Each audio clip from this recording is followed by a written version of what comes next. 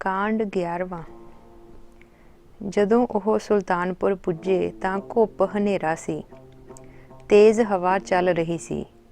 ਬਾਹਰ ਕੋਈ ਦੀਵਾ ਮਸ਼ਾਲ ਨਹੀਂ ਸੀ ਬਲ ਰਿਹਾ। ਉਹ ਸੁਲਤਾਨਪੁਰ ਦੇ ਪਿਛਲੇ ਪਾਸਿਓਂ ਅੰਦਰ ਆਏ। ਮਰਦਾਨੇ ਨੂੰ ਹਾਲੇ ਤੱਕ ਕੋਈ ਪਛਾਣ ਨਹੀਂ ਸੀ ਦਿਸੀ। ਇੱਕ ਦਰਵਾਜ਼ੇ ਅੱਗੇ ਆ ਕੇ ਬਾਬੇ ਨੇ ਬੂਹਾ ਖੜਕਾਉਣ ਲਈ ਇਸ਼ਾਰਾ ਕੀਤਾ। ਮਰਦਾਨਾ ਜਾਣਦਾ ਸੀ ਕਿਸੇ ਅਣਜਾਣ ਦਰਵਾਜ਼ੇ ਨੂੰ ਹਨੇਰੇ ਵਿੱਚ ਕਿੰਨੀ ਡੂੰਘੀ ਠੱਕ ਠੱਕ ਨਾਲ ਸਰ ਜਾਵੇਗਾ। ਅੰਦਰੋਂ ਤਾਂ ਕੋਈ ਆਵਾਜ਼ ਨਾ ਆਈ, ਪਰ ਗੁਆਂਢੀ ਘਰੋਂ ਕਿਸੇ ਤੀਵੀਂ ਦੀ ਮੋਟੀ ਆਵਾਜ਼ ਸੁਣੀ। ਭਾਈ, ਤੁਹਾਡੇ ਦਰ ਉੱਤੇ 2 ਫਕੀਰ ਖੜੇ ਨੇ। ਦਰਵਾਜ਼ਾ ਖੁੱਲ੍ਹਦੀ ਸਾਰ ਮਰਦਾਨੇ ਨੇ ਜਾਣੀ ਪਛਾਣੀ ਆਵਾਜ਼ ਸੁਣੀ। ਹਾਏ ਰੱਬਾ, ਮੇਰੇ ਵੀਰ ਮੇਰੇ ਦਰ ਉੱਤੇ ਵੀ ਫਕੀਰਾਂ ਵਾਂਗ ਖੜੇ ਨੇ। ਬੀਬੀ ਨਾਨਕੀ ਨੇ ਦੋਵਾਂ ਦੇ ਮੋਢਿਆਂ ਉੱਤੇ ਇੱਕ ਇੱਕ ਹੱਥ ਰੱਖਿਆ। ਖੁੱਲ੍ਹੀ ਦਲਾਨ ਵਿੱਚ ਬਲਦੇ ਵੱਡੇ ਦੀਵੇ ਦੇ ਚਾਨਣ ਵਿੱਚ ਭੈਣ ਨੇ ਛੋਟੇ ਵੀਰ ਵੱਲ ਗੌਰ ਨਾਲ ਵੇਖਿਆ। ਉੱਚਾ ਲੰਬਾ ਕੱਦ, ਕਾਲੀ ਸਿਆਹ ਦਾੜੀ, ਗਿੱਟਿਆਂ ਤੱਕ ਭਗਵੇਂ ਚੋਗੇ ਉੱਪਰ ਤਾਜ਼ੀ ਮਿੱਟੀ ਦੀ ਧੂੜ ਤੇ ਸੱਜੇ ਖੱਬੇ ਜਿੱਧਰ ਵੀ ਕੋਈ ਆਕਾਰ ਛੂਹਿਆ ਉਹਦੀਆਂ ਨਿਸ਼ਾਨੀਆਂ। ਉਹਨੇ ਆਪਣਾ ਕਾਸਾ, ਚਾਦਰ ਵਿੱਚ ਲਪੇਟੇ ਕਾਗਜ਼, ਗਲ ਤੇ ਹੱਥਾਂ ਵਿੱਚ ਪਾਈਆਂ ਮਾਲਾਂ ਇੱਕ ਇੱਕ ਕਰਕੇ ਥੱਲੇ ਰੱਖ ਦਿੱਤੀਆਂ। ਵਿਹਲੇ ਹੱਥਾਂ ਨਾਲ ਭੈਣ ਦੇ ਗੋਡਿਆਂ ਵੱਲ ਝੁਕਿਆ। ਨਹੀਂ ਵੀਰ, ਹੁਣ ਤੂੰ ਵੱਡਾ ਹੋ ਗਿਆ ਏ। ਉਹਦੇ ਦੋਵੇਂ ਹੱਥਾਂ ਨੂੰ ਘੁੱਟਦੀ ਨਾਨਕੀ ਅੱਖਾਂ ਭਰ ਆਈ। ਘਰ ਵਿੱਚ ਚਹਿਲ ਪਹਿਲ ਹੋ ਗਈ ਸੀ। ਕਿਲੇ ਵਿੱਚ ਜੈਰਾਮ ਨੂੰ ਸੁਨੇਹਾ ਭੇਜ ਦਿੱਤਾ ਸੀ। ਦੇਰ ਤੱਕ ਭੈਣ ਤੇ ਵੀਰ ਪੁਰਾਣੀਆਂ ਲਾਡ ਲਡਾਉਂਦੀਆਂ ਗੱਲਾਂ ਕਰਦੇ ਰਹੇ। ਨੀਂਦ ਦੇ ਅਖੀਰਲੇ ਝੂਟੇ ਤੋਂ ਪਹਿਲਾਂ ਉਹਨੂੰ ਆਖਰੀ ਵਾਰ ਨਾਨਕੀ ਦੀ ਆਵਾਜ਼ ਸੁਣੀ ਸੀ। ਵੱਡੇ ਵੀਰ, ਮਰਦਾਨੇ ਨੇ ਤੇਰਾ ਕਦੇ ਸਾਥ ਨਹੀਂ ਛੱਡਿਆ। ਖੂਹ ਹਾਲੇ ਜਾਗੇ ਨਹੀਂ ਸਨ ਜਦੋਂ ਉਹਨਾਂ ਸੁਲਤਾਨਪੁਰ ਛੱਡਿਆ। ਸਿਰਫ 2 ਦਿਨ ਵਿੱਚ ਹੀ ਸੁਲਤਾਨਪੁਰ ਦੇ ਆਲੇ ਦੁਆਲੇ ਖਬਰ ਫੈਲ ਗਈ ਸੀ। ਉਹ ਮੋਦੀਖਾਨੇ ਵਾਲਾ ਫਕੀਰ ਫਿਰ ਆ ਗਿਆ। ਬੀਬੀ ਦੱਸਦੀ ਸੀ, ਇੱਕ ਦਿਨ ਭੈਰੋਂ ਆਣੇ ਵਾਲਾ ਫਰੰਦਾ ਵੀ ਆਇਆ ਸੀ। ਪੁੱਛਦਾ ਸੀ, ਮੇਰਾ ਸਾਜ਼ ਵੱਜਦਾ ਏ? ਬੀਬੀ, ਤੂੰ ਕੀ ਕਿਹਾ? ਜਦੋਂ ਤੱਕ ਮੇਰੇ ਵੀਰਾਂ ਨਾਲ ਘੁੰਮਦਾ ਏ, ਉਹਨੂੰ ਵੱਜਣਾ ਹੀ ਪੈਣਾ ਏ। ਅੱਜ ਤੁਰਨ ਤੋਂ ਪਹਿਲਾਂ ਬੀਬੀ ਨੇ ਦੋਵਾਂ ਲਈ 2-2 ਨਵੇਂ ਚੋਗੇ ਦਿੱਤੇ। ਵੱਡੇ ਵੀਰ, ਵੇਖ ਤਾਂ ਰੰਗ ਪਸੰਦ ਏ। ਉਹਨੇ ਦੀਵੇ ਦੀ ਲੋ ਅੱਗੇ ਗੂੜਾ ਹਰਾ ਰੰਗ ਅੱਗੇ ਕੀਤਾ। ਮਰਦਾਨੇ ਨੂੰ ਪਤਾ ਸੀ ਹੁਣ ਕੁਝ ਨਹੀਂ ਬੋਲ ਹੋਣਾ। ਆਪਣਾ ਸਮਾਨ ਸਮੇਟਣ ਲਈ ਉਹਨੇ ਕਰਮੰਡਲ ਦੇ ਸਹਾਰੇ ਖੜੀ ਰਬਾਬ ਵੱਲ ਵੇਖਿਆ। ਅੱਜ ਦੇ ਦਿਨ ਦੀਆਂ ਰੋਟੀਆਂ ਨੂੰ ਤਹਿ ਮਾਰਦੀ ਉਹ ਬਾਹਰੋਂ ਆਈ। ਟਹਿਲਣ ਕੋਲੋਂ ਤਾਜ਼ੇ ਪਾਣੀ ਦੀ ਬਾਲਟੀ ਵੱਲ ਗਈ। ਬਾਬੇ ਦੇ ਕਾਸੇ ਕੋਲ ਪਈ ਸਿਆਹੀ ਦੀ ਦੁਆਤ ਵਿੱਚ ਉਹਨੇ ਕੁਝ ਬੂੰਦਾਂ ਤਾਜ਼ੇ ਪਾਣੀ ਦੀਆਂ ਪਾਈਆਂ। ਜੇ ਬਾਬਾ ਵੇਖਦਾ, ਉਹਨੇ ਬਹੁਤ ਖੁਸ਼ ਹੋਣਾ ਸੀ। ਉਹ ਇੰਨਾ ਹੀ ਕਹਿ ਸਕਿਆ। ਪਰ ਬਾਬਾ ਤਾਂ ਅੱਜ ਵੱਡੇ ਤੜਕੇ ਤੋਂ ਆਏ 2 ਫਕੀਰਾਂ ਕੋਲ ਬੈਠਾ ਸੀ। ਉਹ ਬੜੀ ਹੌਲੀ ਹੌਲੀ ਕੁਝ ਪੁੱਛਦੇ। ਬਾਬਾ ਇੱਕ ਵਾਰ ਉਹਨਾਂ ਵੱਲ ਵੇਖਦਾ ਤੇ ਉਹ ਅਗਲੀ ਗੱਲ ਪੁੱਛਦੇ। ਇਸ ਮਿਲਣੀ ਦਾ ਮਨੋਰਥ ਕੁਝ ਅਲੱਗ ਹੀ ਦਿਸ ਰਿਹਾ ਸੀ। ਗੱਲਬਾਤ ਤੋਂ ਜਾਪਦਾ ਸੀ ਉਹ ਸਿਰਫ ਬਾਬੇ ਲਈ ਹੀ ਕੁਝ ਬੋਲ ਰਹੇ ਸਨ। ਜਦੋਂ ਉਹ ਘਰੋਂ ਵਾਪਸ ਗਏ ਤਾਂ ਦਰਵਾਜ਼ੇ ਵੱਲ ਪਿੱਠ ਕਰਕੇ ਬਾਬੇ ਨੂੰ ਵੇਖਦੇ ਚੁੱਪਚਾਪ ਚਲੇ ਗਏ। ਕੱਤਕ ਦੇ ਦਿਨ ਸਨ। ਚੌਮਾਸਾ ਚੱਲ ਰਿਹਾ ਸੀ। ਖੇਤਾਂ ਨੂੰ ਜਾਂਦੇ ਰਸਤਿਆਂ ਵਿੱਚ ਰੌਣਕ ਸੀ। ਦੂਰ ਤੱਕ ਵੱਤਰ ਖੇਤਾਂ ਵਿੱਚ ਸੁਹਾਗੀ ਹੋਈ ਮਿੱਟੀ ਬੀਜਾਂ ਦੀ ਉਡੀਕ ਕਰ ਰਹੀ ਸੀ। ਖੇਤਾਂ ਵਿੱਚ ਬਲਦਾਂ ਦੀਆਂ ਜੋੜੀਆਂ ਪਿੱਛੇ ਤੁਰਦੇ ਕਿਸਾਨ ਇੱਕ ਇੱਕ ਦਾਣਾ ਟੋ ਟੋ ਕੇ ਕੇਰਦੇ ਦਿਸਦੇ।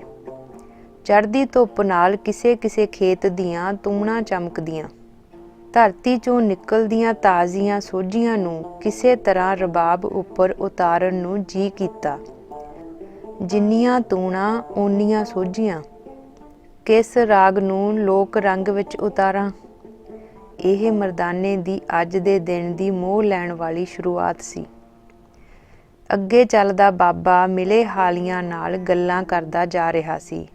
ਉਹਦੀ ਪੰਜਾਲੀ ਉੱਤੇ ਬੰਨੀ ਤਾਜ਼ੀ ਖੰਮਣੀ ਨਾਲ ਬੰਨਿਆ ਗੁੜ ਦੱਸਦਾ ਸੀ ਕਿ ਅੱਜ ਹੀ ਬਿਜਾਈ ਸ਼ੁਰੂ ਕਰਨ ਜਾ ਰਿਹਾ। ਫਕੀਰੋ, ਪਿੱਛੋਂ ਜ਼ਿਮੀਂਦਾਰ ਲੱਗਦੇ ਹੋ? ਕਿਸਾਨ ਬਾਬੇ ਨੂੰ ਪੁੱਛ ਰਿਹਾ ਸੀ। ਦੋਵੇਂ ਖੇਤੀ ਦੀਆਂ ਬਹੁਤ ਹੀ ਸਾਦੀਆਂ ਗੱਲਾਂ ਕਰਦੇ ਤੁਰੇ ਜਾ ਰਹੇ ਸਨ। ਅਜਿਹੇ ਵੇਲੇ ਮਰਦਾਨੇ ਨੂੰ ਕਈ ਵਾਰ ਭੁਲੇਖੇ ਪੈਂਦੇ, ਕਿਤੇ ਉਹ ਤਲਵੰਡੀ ਆਪਣੇ ਪਿੰਡ ਵਿੱਚ ਤਾਂ ਨਹੀਂ ਤੁਰਿਆ ਜਾ ਰਿਹਾ। ਅਕਸਰ ਪਿੰਡਾਂ ਨੂੰ ਵੇਖਦੇ ਲੱਗਦਾ ਜਿਵੇਂ ਹਰ ਪਿੰਡ ਦਾ ਕੁਝ ਹਿੱਸਾ ਤਾਂ ਤਲਵੰਡੀ ਵਰਗਾ ਹੁੰਦਾ ਹੀ ਹੈ। ਹਾਲੀ ਆਪਣੇ ਖੇਤ ਦੇ ਰਾਹ ਪੈ ਚੁੱਕਾ ਸੀ। ਰਾਹਾਂ ਵਿੱਚ ਬਲਦਾਂ ਤੇ ਹਾਲੀਆਂ ਦੀਆਂ ਤਾਜ਼ੀਆਂ ਪੈੜਾਂ ਉੱਪਰ ਤੁਰਦਾ ਬਾਬਾ ਖੇਤਾਂ ਵਿੱਚ ਪੁੱਜੀਆਂ ਰੌਣਕਾਂ ਨੂੰ ਵੇਖਦਾ ਲੰਘ ਰਿਹਾ ਸੀ। ਕਦੇ ਕਦੇ ਕਾਸੇ ਵਿੱਚ ਕੁਝ ਖੜਕਦਾ। ਅੱਜ ਸਵੇਰੇ ਬੀਬੀ ਨਾਨਕੀ ਨੇ ਦੋਵਾਂ ਦੇ ਕਾਸਿਆਂ ਵਿੱਚ ਇੱਕ ਛੋਟਾ ਬਰਤਨ ਪਾ ਦਿੱਤਾ ਸੀ। ਕਦੇ ਕਦੇ ਕਾਸਿਆਂ 'ਚੋਂ ਕੱਢ ਇਹਦੇ ਵਿੱਚ ਵੀ ਖਾ ਲਿਆ ਕਰੋ। ਅੱਜ ਸਵੇਰੇ ਸੂਰਜ ਚੜ੍ਹਨ ਤੋਂ ਪਹਿਲਾਂ ਉਹ ਸੁਲਤਾਨਪੁਰ ਤੋਂ 2 ਕੁ ਵਾਟ ਤੇ ਮੈਲ ਸੀਹੇ ਪਹੁੰਚੇ। ਭਗੀਰਥ ਕੋਲ ਸਿਰਫ ਪਾਣੀ ਪੀਤਾ। ਭਗੀਰਥ ਨੇ ਕਿਹਾ ਤਾਂ ਕੁਝ ਵੀ ਨਹੀਂ ਸੀ, ਪਰ ਵਿਦਾ ਹੋਣ ਤੱਕ ਉਹਦੇ ਦੋਵੇਂ ਹੱਥ ਜੁੜੇ ਰਹੇ। ਉਹ ਸ਼ਾਇਦ ਕੁਝ ਦੇਰ ਹੋਰ ਰੁਕਣ ਲਈ ਕਹਿ ਰਿਹਾ ਸੀ, ਪਰ ਬਾਬਾ ਤਾਂ ਅੱਜ ਚੜ੍ਹਦੇ ਸੂਰਜ ਨਾਲ ਬੀਜ ਹੁੰਦੇ ਖੇਤਾਂ ਨੂੰ ਵੇਖਣਾ ਚਾਹੁੰਦਾ ਸੀ। ਅੱਗੇ ਹੋਰ ਵੀ ਖੁੱਲ੍ਹੇ ਮੈਦਾਨ ਆ ਗਏ ਸਨ। ਘੋੜਿਆਂ ਉੱਪਰ ਚੜ੍ਹੇ ਬੰਦੇ ਬਿਜਾਈ ਦੀ ਨਿਗਰਾਨੀ ਕਰਦੇ ਦਿਸੇ। ਤਖਾਣਾ ਲੁਹਾਰਾਂ ਨੇ ਆਪਣੇ ਅੱਡੇ ਖੇਤਾਂ ਦੇ ਨੇੜੇ ਲਾ ਲਏ ਸਨ। ਜਦ ਵੀ ਕੋਈ ਕਾਰੀਗਰ ਦਿਸਦਾ, ਮਰਦਾਨੇ ਨੂੰ ਲਾਲੋ ਚੇਤੇ ਆ ਜਾਂਦਾ। ਹੁਣੇ ਕੁਝ ਦੇਰ ਪਹਿਲਾਂ ਸਾਧਾਂ ਦੀ ਇੱਕ ਟੋਲੀ ਅੱਗੇ ਦੂਰ ਤੱਕ ਖੇਤ ਵੇਖ ਕੇ ਇੱਕ ਵਣੀ ਵੱਲ ਜਾਂਦੀ ਪਗਡੰਡੀ ਨੂੰ ਪੈ ਗਏ। ਟੋਲੀ ਵਿੱਚੋਂ ਜਾਂਦੀ ਵਾਰ ਕਿਸੇ ਨੇ ਕਿਹਾ ਸੀ, ਮਾਂ ਪਿਓ ਪੁੱਤ ਤੋਂ ਇੰਨਾ ਡਾਕੂ ਬਣਨ ਤੋਂ ਨਹੀਂ, ਜਿੰਨਾ ਫਕੀਰ ਬਣਨ ਤੋਂ ਡਰਦੇ ਨੇ। ਮਰਦਾਨੇ ਨੇ ਮੁੜ ਕੇ ਵੇਖਿਆ ਤਾਂ ਜ਼ਰੂਰ ਸੀ, ਪਰ ਟੋਲੀ ਇਸ ਗੱਲ ਉੱਤੇ ਹੱਸਦੀ, ਕੋਈ ਸਵਾਲ ਸੁਣਨ ਦੀ ਅਵਸਥਾ ਵਿੱਚ ਨਹੀਂ ਸੀ। ਅੱਗੇ ਖੇਤ ਛੋਟੇ ਹੋ ਗਏ ਸਨ। ਬਲਦਾਂ ਦੀਆਂ ਜੋੜੀਆਂ ਵੀ ਕੁਝ ਲਿੱਸੀਆਂ ਸਨ। ਖੇਤਾਂ ਵਿੱਚ ਤੁਰਦੇ ਕਿਸਾਨ ਕਿਸੇ ਦੁਬਦਾ ਵਿੱਚ ਸਨ। ਗਲਾਂ ਵਿੱਚ ਪਾਈਆਂ ਬੀਜਾਂ ਦੀਆਂ ਝੋਲੀਆਂ ਤੋਂ ਜਾਪਦਾ ਸੀ ਉਹਨਾਂ ਕੋਲ ਬੀਜਣ ਲਈ ਇੱਕ ਵੀ ਦਾਣਾ ਫਾਲਤੂ ਨਹੀਂ ਸੀ। ਅੱਗੇ ਇੱਕ ਛੋਟੇ ਬੀਜੇ ਖੇਤ ਵਿੱਚ ਮਰਦਾਨੇ ਨੇ ਵੇਖਿਆ, ਹਲ ਪੰਜਾਲੀ ਸਮੇਤ ਇੱਕ ਜੋੜੀ ਹਾਲੀ ਨੂੰ ਖੜੀ ਉਡੀਕ ਰਹੀ ਸੀ। ਮਰਦਾਨਿਆਂ, ਜਾ ਪੰਜਾਲੀ ਉਤਾਰ ਦੇ। ਇਸ ਤਰ੍ਹਾਂ ਕੰਮ ਵਾਲਾ ਹੁਕਮ ਉਹਨੇ ਪਹਿਲੀ ਵਾਰ ਬਾਬੇ ਦੇ ਮੂੰਹੋਂ ਸੁਣਿਆ। ਜੀ ਤਾਂ ਕੀਤਾ ਬਰਾਬਰ ਹੋ ਕੇ ਉਹਦੇ ਚਿਹਰੇ ਨੂੰ ਵੇਖਾਂ, ਪਰ ਉਸ ਤੋਂ ਪਹਿਲਾਂ ਉਹਨੂੰ ਇੱਕ ਹੋਰ ਫੁਰਨਾ ਫੁਰਿਆ। ਬਾਬਾ, ਜੇ ਮਰਾਸੀ ਸਮਝ ਕੇ ਟੱਕਰ ਮਾਰੀ? ਖਾਲੀ ਹੱਥ ਜਾ। ਪਿੱਛੇ ਘੁੰਮਦਾ ਬਾਬੇ ਦਾ ਚਿਹਰਾ ਸੱਚਮੁੱਚ ਮੁਸਕਰਾ ਰਿਹਾ ਸੀ। ਇਸ ਤਰ੍ਹਾਂ ਪਲਟ ਕੇ ਮੁਸਕਰਾਉਂਦਾ ਚਿਹਰਾ ਵੇਖਣ ਲਈ ਤਾਂ ਕਈ ਵਾਰੀ ਮਹੀਨੇ ਲੰਘ ਜਾਂਦੇ ਸਨ। ਵਾਪਸ ਮੁੜ ਕੇ ਉਹਨੇ ਬਾਬੇ ਕੋਲੋਂ ਰਬਾਬ ਨਹੀਂ ਫੜੀ। ਉਹ ਬਿਲਕੁਲ ਖਾਲੀ ਹੱਥ ਚੁਫੇਰੇ ਬੀਜਾਂ ਨੂੰ ਤਰਸਦੀ ਧਰਤੀ ਉੱਤੇ ਜਿੱਧਰ ਵੱਲ ਬਾਬਾ ਵੇਖਦਾ, ਉੱਧਰ ਹੀ ਆਪ ਵੇਖਣ ਲੱਗ ਪੈਂਦਾ। ਜੀ ਤਾਂ ਕਰਦਾ ਸੀ ਸਾਜ਼ ਵੀ ਬਾਬਾ ਵਜਾਵੇ ਤੇ ਅਲਾਪ ਵੀ ਆਪ ਹੀ ਛੇੜੇ। ਦੋਵਾਂ ਦਾ ਸੰਗਮ ਇਕੱਠਾ ਸੁਣੇ, ਜਿਵੇਂ ਧਰਤੀ ਤੇ ਬੀਜ ਦਾ ਸੰਗਮ ਚੁੱਪ ਚਪੀਤੇ ਮਿੱਟੀ ਦੀਆਂ ਤਹਿਆਂ ਨੂੰ ਸੁਣਦਾ ਹੈ। ਉਹ ਸਭ ਰੌਣਕਾਂ ਵਾਲੇ ਖੇਤਾਂ ਵਿੱਚ ਦੀ ਲੰਘਦੇ ਗਏ। ਪਰਛਾਵੇਂ ਲੰਬੇ ਹੋ ਕੇ ਵਾਪਸ ਆਪਣੀ ਜਗ੍ਹਾ ਪਰਤਣ ਲੱਗੇ। ਇੱਕ ਇਕੱਲਾ ਹਾਲੀ ਪਹਿਲਾਂ ਇੱਕ ਹਲਾਈ ਵਗਲਦਾ, ਫਿਰ ਆਪ ਹੀ ਘੇਰਦਾ ਆਲੇ ਦੁਆਲੇ ਤੋਂ ਬੇਖਬਰ ਖੇਤ ਵਿੱਚ ਮਗਨ ਦਿਸਿਆ। ਬਾਬੇ ਨੇ ਵਾਪਸ ਰਬਾਬ ਮਰਦਾਨੇ ਵੱਲ ਸਰਕਾਈ। ਜਿਸ ਵੱਟ ਤੇ ਉਹ ਖੜੇ ਸਨ, ਉਹਦੇ ਕੋਲੋਂ ਦੀ ਇੱਕ ਪਗਡੰਡੀ ਵੀ ਲੰਘ ਰਹੀ ਸੀ। ਇੱਕ ਪਹਿਰ ਦੀ ਲੰਬੀ ਤੋਰ ਦਾ ਥੱਕਿਆ ਮਰਦਾਨਾ ਵੱਟ ਉੱਤੇ ਬੈਠ ਗਿਆ। ਬੀਜ ਵਾਲੀ ਝੋਲੀ ਚੁੱਕ ਕੇ ਬਾਬਾ ਪਿੱਛੇ ਪਿੱਛੇ ਕਣਕ ਕੇਰਨ ਲੱਗਾ। ਇੱਕ ਰਵਾਇਤੀ ਹਾਲੀ ਪਿੱਛੇ ਲੰਬੇ ਭਗਵਿਆਂ ਵਾਲਾ ਸਿਆੜਾਂ ਵਿੱਚ ਮਗਨ ਤੁਰਦਾ ਦਿਸਿਆ। ਹਾਲੀ ਤੇ ਬਾਬਾ ਤਾਂ ਗੱਲੀ ਪੈ ਗਏ ਸਨ। ਕਿਸੇ ਪੁਰਾਣੀ ਜਾਣ ਪਛਾਣ ਵਾਂਗ ਬਲਦਾਂ ਦੀ ਤੋਰ ਤੇ ਦਾਣਿਆਂ ਦੇ ਡਿੱਗਣ ਦਾ ਸੰਪਰਕ ਵੀ ਬਣ ਗਿਆ ਸੀ। ਪਿੰਡ ਵਿੱਚ ਪੂਰੇ ਜੀ ਤਾਂ ਕਿਸੇ ਵੀ ਘਰ ਵਿੱਚ ਨਹੀਂ ਹੋਣੇ। ਫਿਰ ਉਹਨੇ ਸਿੱਧਾ ਸਿਆੜ ਰੱਖਣ ਲਈ ਉੱਪਰਲੇ ਬਲਦ ਨੂੰ ਛੇੜਿਆ। ਪਰ ਮੈਂ ਇਕੱਲਾ ਹੀ ਰਹਿ ਗਿਆ ਹਾਂ। ਇਕੱਲੇ ਨੂੰ ਹੀ ਵਾਹੁਣ ਬੀਜਣ ਦੀ ਆਦਤ ਵੀ ਪੈ ਗਈ ਏ। ਹਲਾਈ ਵਗਲ ਕੇ ਉਹਨੇ ਅਗਲੀ ਗੱਲ ਕੀਤੀ। 2 ਹੱਥ ਤੋਂ ਉੱਚਾ ਅੰਨ ਘਰ ਵਿੱਚ ਛੱਡਦੇ ਹੀ ਨਹੀਂ, ਜ਼ਿਆਦਾ ਉਗਾ ਕੇ ਵੀ ਕੀ ਕਰਨਾ। ਮਰਦਾਨੇ ਨੇ ਵੇਖਿਆ ਸਿਆੜਾਂ ਦੇ ਘੇਰੇ ਨੇੜੇ ਆਉਂਦੇ ਜਾ ਰਹੇ ਨੇ। ਹਲਾਈਆਂ ਦੇ ਵਗਲ ਆਪਣੇ ਅੰਦਰਲੇ ਪਾੜਿਆਂ ਨੂੰ ਸਮੇਟਦੇ ਜਾ ਰਹੇ ਸਨ। ਕੋਲ ਲੰਘਦੇ ਰਾਹੀ ਖੇਤ ਵਿੱਚ ਇਸ ਅਨੋਖੇ ਤਾਲਮੇਲ ਵੱਲ ਹੈਰਾਨੀ ਨਾਲ ਵੇਖਦੇ।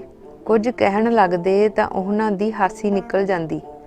ਆਹ ਤਾਂ ਹੱਦ ਹੋ ਗਈ। ਹਲਾਈ ਪਿੱਛੇ ਕੇਰਦਾ ਬਾਬਾ ਜਦ ਮਰਦਾਨੇ ਕੋਲੋਂ ਲੰਘਦਾ ਤਾਂ ਉਹ ਰਬਾਬ ਦੀ ਟੁਣਕਾਰ ਸੁਣਾ ਦਿੰਦਾ। ਕੋਲੋਂ ਲੰਘਦਾ ਇੱਕ ਹੋਰ ਸਾਧਾਂ ਦਾ ਟੋਲਾ ਕੁਝ ਦੇਰ ਤਾਂ ਵੱਟ ਉੱਤੇ ਖੜਾ ਵੇਖਦਾ ਰਿਹਾ। ਫਿਰ ਮਿੱਟੀ ਤੇ ਦਾਣਿਆਂ ਦੀ ਧੁਨ ਵਿੱਚ ਮਗਨ ਭਗਵਾਂ ਜ਼ਿਆਦਾ ਦੇਰ ਨਾ ਵੇਖ ਹੋਇਆ। ਘਰਾਂ ਤੋਂ ਬੇਘਰਾਂ ਵੱਲ ਤੁਰਦੀ ਇਹ ਫਕੀਰੀ ਕਿੱਥੇ ਅਟਕ ਗਈ ਏ। ਖੇਤਾਂ ਨੂੰ ਨਿੰਦਦੇ ਇਹ ਸਾਧ ਪਿੰਡ ਵੱਲ ਗਜਾ ਕਰਨ ਲਈ ਚਲੇ ਗਏ। ਖੇਤਾਂ ਉੱਤੇ ਕੱਤਕ ਦੀ ਚਾਨਣੀ ਰਾਤ ਉਤਰ ਆਈ ਸੀ। ਉਦਾਸ ਹਾਲੀ ਆਪਣੇ ਘਰ ਜਾਣ ਲਈ ਮਨਾਉਂਦਾ ਵਾਪਸ ਚਲਾ ਗਿਆ ਸੀ। ਅੱਜ ਦੀ ਗਜਾ ਦੀ ਵੀ ਲੋੜ ਨਹੀਂ ਸੀ। ਨਾਨਕੀ ਨੇ ਇੱਕ ਦਿਨ ਦੀ ਰੋਟੀ ਬੰਨ੍ਹ ਦਿੱਤੀ ਸੀ। ਮਰਦਾਨੇ ਨੇ ਅੱਜ ਰਬਾਬ ਉੱਤੇ ਭੁੱਲੀਆਂ ਵਿਸਰੀਆਂ ਲੋਕ ਧੁਨਾਂ ਛੇੜੀਆਂ।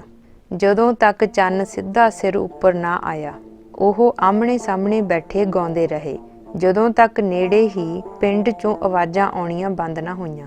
ਉਹਨਾਂ ਦੇ ਚੁਫੇਰੇ ਅੱਜ ਦੀ ਰਾਤ ਬੀਜੀ ਹੋਈ ਜਾਗਦੀ ਮਿੱਟੀ ਵਿਛੀ ਹੋਈ ਸੀ। ਛਾਤੀ ਭਾਰ ਹੋਏ ਅਸਮਾਨ ਦੀ ਚਾਨਣੀ ਤਾਜ਼ੇ ਬੀਜੇ ਖੇਤਾਂ ਨੂੰ ਮਾਵਾਂ ਵਾਂਗ ਨਿੱਘ ਦੇ ਰਹੀ ਸੀ। ਕਦੇ ਕਦੇ ਹਵਾ ਬੁੱਲੇ ਨਾਲ ਠਾਰੀ ਲੈ ਕੇ ਆਉਂਦੀ। ਅਜਿਹੇ ਵੇਲੇ ਇਹ ਤਾਂ ਜਾਪਦਾ ਹੀ ਨਹੀਂ ਸੀ ਕਿ ਨੀਂਦ ਨਹੀਂ ਆ ਰਹੀ। ਕੋਲ ਹੀ ਰੋਟੀ ਖਾਣ ਤੋਂ ਬਾਅਦ ਦੋਵੇਂ ਕਾਸੇ ਪਏ ਸਨ। ਨਾਨਕੀ ਵੱਲੋਂ ਦਿੱਤੀਆਂ ਦੋਵੇਂ ਕਟੋਰੀਆਂ ਪਈਆਂ ਸਨ। ਰਬਾਬ ਨਾਲ ਕਾਗਜ਼ਾਂ ਦਾ ਲਿਪਟਿਆ ਥੱਬਾ ਪਿਆ ਸੀ। ਲੱਗਦਾ ਸੀ ਘਰ ਦੇ ਜੀਆਂ ਨੇ ਹਾਲੇ ਸਮਾਨ ਸਮੇਟਣਾ ਏ। ਕੋਲ ਹੀ ਬਾਬਾ ਸਿੱਧਾ ਪਿਆ ਸੀ। ਉਹ ਅਸਮਾਨ ਵੱਲ ਵੇਖ ਰਿਹਾ ਸੀ। ਉੱਪਰ ਵੇਖਦਿਆਂ ਵੇਖਦਿਆਂ ਮਰਦਾਨੇ ਨੂੰ ਵੀ ਨੀਂਦ ਆ ਗਈ। ਅੱਜ ਦੀ ਰਾਤ ਦੀ ਨੀਂਦ ਬੜੀ ਕੋਮਲ ਸੀ। ਮਰਦਾਨੇ ਦੀ ਜਾਗ ਬੜੀ ਨਿਮਰਤਾ ਨਾਲ ਖੁੱਲ੍ਹੀ। ਇੱਕ ਪੰਛੀ ਸਵੇਰ ਵੇਖ ਰਿਹਾ ਸੀ, ਫਿਰ ਕੱਤਕ ਦੇ ਧੋਤੇ ਹੋਏ ਅਸਮਾਨ ਵਿੱਚ ਉੱਡ ਗਿਆ। ਇਹ ਅਸਮਾਨੀ ਵੇਲ ਉੱਡਦੇ ਪੰਛੀਆਂ ਨੂੰ ਕਿੰਨਾ ਸੋਹਣਾ ਵਿਖਾ ਰਹੀ ਸੀ। ਫਿਰ ਉਹਨੇ ਰਾਤ ਦੀ ਠਾਰੀ ਉੱਪਰ ਸਵੇਰ ਦੀ ਕੋਸੀ ਧੁੱਪ ਦਾ ਆਨੰਦ ਲੈਂਦਿਆਂ ਖੇਤਾਂ ਵੱਲ ਨਜ਼ਰ ਮਾਰੀ। ਦੂਰ ਬਾਬਾ ਖੇਤਾਂ ਵਿੱਚ ਤੁਰਦਾ ਦਿਸ ਰਿਹਾ ਸੀ। ਲੱਗਦਾ ਅੱਜ ਸਾਰੇ ਖੇਤਾਂ ਦੇ ਦੁੱਖ ਸੁੱਖ ਪੁੱਛ ਕੇ ਹੀ ਮੁੜੇਗਾ। ਉਹਨੇ ਆਪਣੇ ਆਪ ਨੂੰ ਕਿਹਾ। ਉੱਠ ਕੇ ਉਹਦਾ ਵੀ ਜੀ ਕੀਤਾ ਕੁਝ ਖੇਤਾਂ ਵਿੱਚ ਦੀ ਲੰਘਾਂ। ਧੁੱਪ ਵਿੱਚ ਕਣਕ ਦੀਆਂ ਤੂਣਾਂ ਦੀਆਂ ਨੁਹਾਰਾਂ ਦੇ ਕੱਲ੍ਹ ਵਾਲੇ ਰੰਗ ਗੂੜ੍ਹੇ ਹਰੇ ਹੋ ਗਏ ਸਨ। ਉਹਨੇ ਨਾਨਕੀ ਵੱਲੋਂ ਦਿੱਤੇ ਆਪਣੇ ਚੋਗੇ ਵੱਲ ਨਜ਼ਰ ਮਾਰੀ। ਧੁੱਪ ਵਿੱਚ ਉਹਦਾ ਰੰਗ ਵੀ ਗੂੜ੍ਹਾ ਹਰਾ ਦਿਸ ਰਿਹਾ ਸੀ। ਹੁਣ ਬਾਬਾ ਉਹਨੂੰ ਆਪਣੇ ਵੱਲ ਆਉਂਦਾ ਦਿਸਿਆ।